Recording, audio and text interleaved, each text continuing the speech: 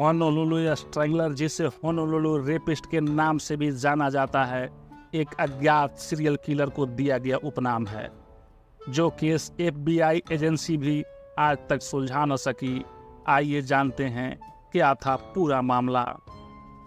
1980 के दशक के मध्य में हवाई अधिकारियों का सामना एक सीरियल किलर से हुआ, जो होनोलुलु की सड़कों पर घूम रहा था और अपने पीड़ितों की गला घोंटकर फेंकी हुई लाशें छोड़ जाता था। इस तरह की पहली हत्या मई 1985 के अंत में की गई थी, जब एक युवती लापता हो गई थी। बाद में उसका शव मिला। उसके हाथ उसकी पीठ के पीछे बंधे हुए थे, जो कि गला घोंटने वाले को पहचान कर ली होगी। अगले साल एक अज्ञात मनोरोगी द्वारा 4 और महिलाओं के साथ बलात्कार किया गया और उनका गला घोंट दिया गया, लेकिन जांचकर्ता मायावी हत्यारे को पकड़ने के बहुत दूर थे। एक संदिग्ध की गिरफ्तारी के बावजूद उसे अपराधों से जोड़ने वाले सबूतों की कमी के कारण उसे रिहा कर दिया गया और मामला अनसुलझा रह गया।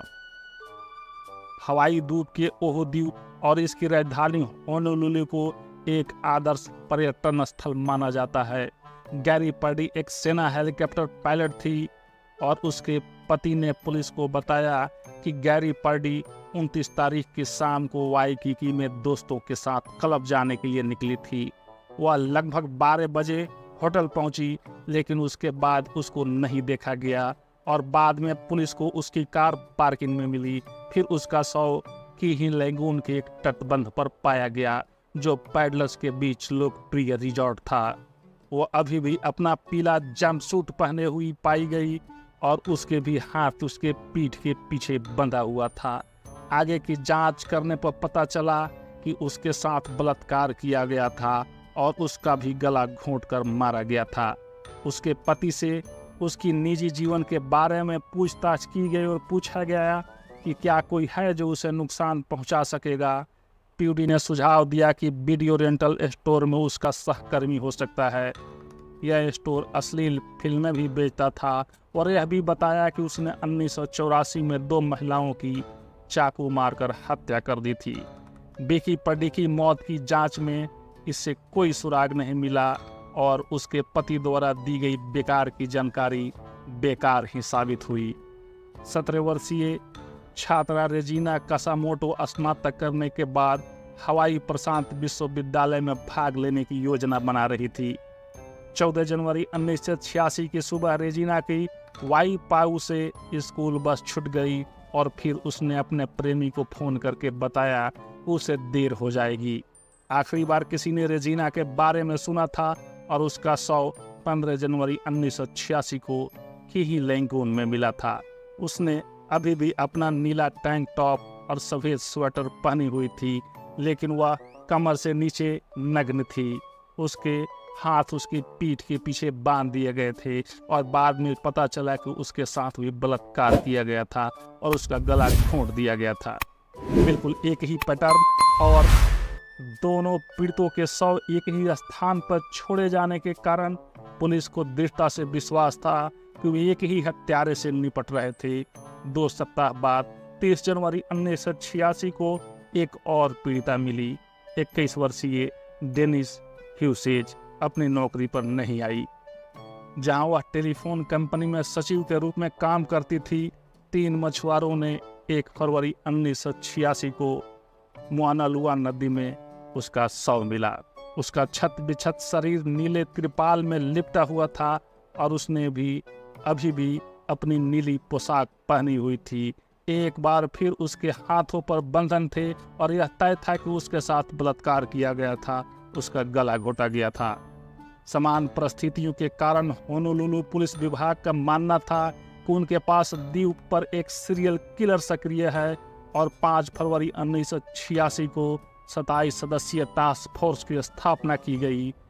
इस टास्क फोर्स को FBI और ग्रीन रिवर टास्क फोर्स दोनों से मदद मिली थी। वाशिंगटन में अभी भी सक्रिय रूप से ग्रीन रिवर किलर की तलाश की जा रही है। टास्क फोर्स प्रोफाइलर ने संदिग्ध की एक विस्तृत प्रोफाइल इकट्ठा करना शुरू कर दिया, जिसके बारे में उनका मानना था कि वह एक अवसरवादी लेकिन संगठित हत्यारा था। क्योंकि उसने बहुत कम सबूत छोड़े थे और वह संभवतः इसी एरिया में काम करता है या रहता है। जांचकर्ताओं ने पीड़ितों की कलाइयों को बांधने के लिए इस्तेमाल की गई रस्सी की जांच की और पाया कि यह पैराशूट रस्सी थी। 25 वर्षीय लुइस मेडिरोस 26 मार्च 1986 को ओहू की अपनी उड़ान से पहुंची और फिर तुरंत गायब हो गई। वह अपनी मां की मृत्यु के बाद अपने परिवार से मिलने के बाद कायू से वापस आई थी।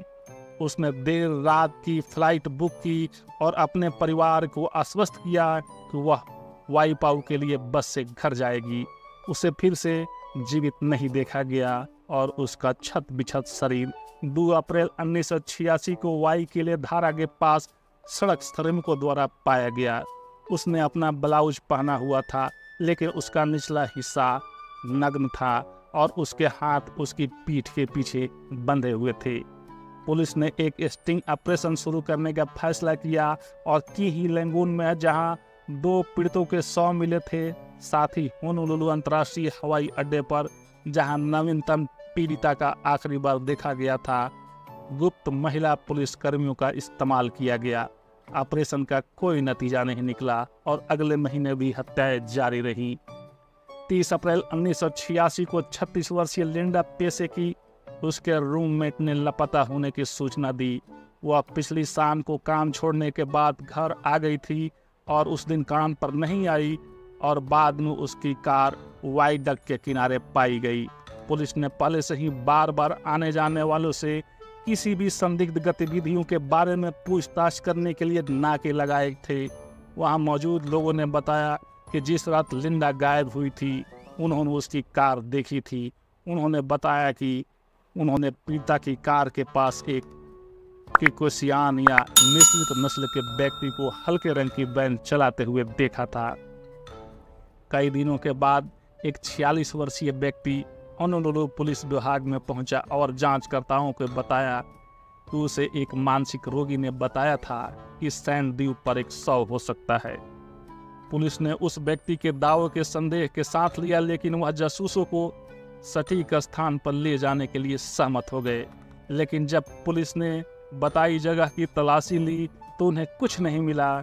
जब उन्होंने पूरे द्वीप की तलाशी ली, तब जाकर उन्हें लिंडा का शव मिला।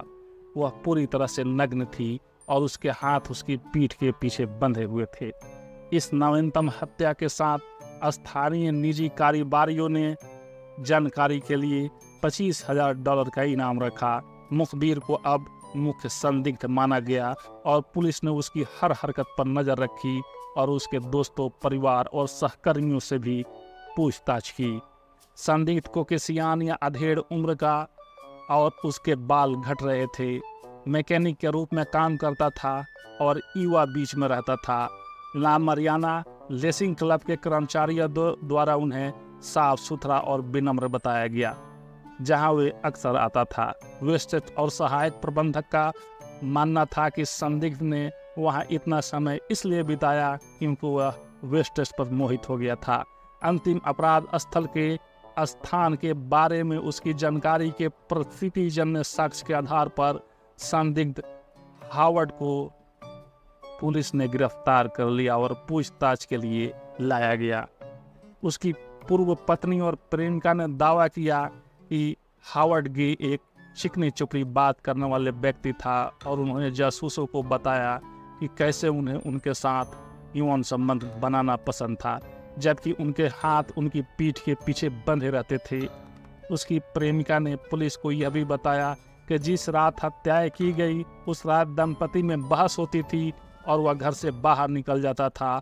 हावर्ड गे से रात 8 बजे से सुबह 3 बजे के बीच पूछताछ की गई और पॉलीग्राफ टेस्ट में असफल होने के बाद सबूतों की कमी के कारण उसे रिहा कर दिया गया। हावर्ड गे की गिरफ्तारी के लगभग 2 महीने बाद एक महिला सामने आई। पुलिस को बताया कि जिस शाम वह गायब हुई थी उस शाम उसने पेस की कार देखी थी और दावा किया कि उसने पेस की उसकी हत्या की रात एक आदमी के साथ देखा था। गवाह ने फोटो लाइनअप से उस संदिग्ध व्यक्ति को सफलतापूर्वक पहचान लिया जिससे उसे देख रहा था, लेकिन उसने गवाह बनने से इनकार कर दिया क्योंकि उसे विश्वास था कि उसने सिर्फ उसे देखा था। कोई और सबूत न होने से मामला ठंडा पड़ गया। हावर्ड गे अंत में भूमिगत हो गया और हत्याएं अचानक बंद हो गई। किसी भी अन्य संदिग्ध की पहचान नहीं की गई और होनोलुलु स्ट्रैंगलर को जिम्मेदार ठहराई गई हत्याएं आज भी अनसुलझी रह गई।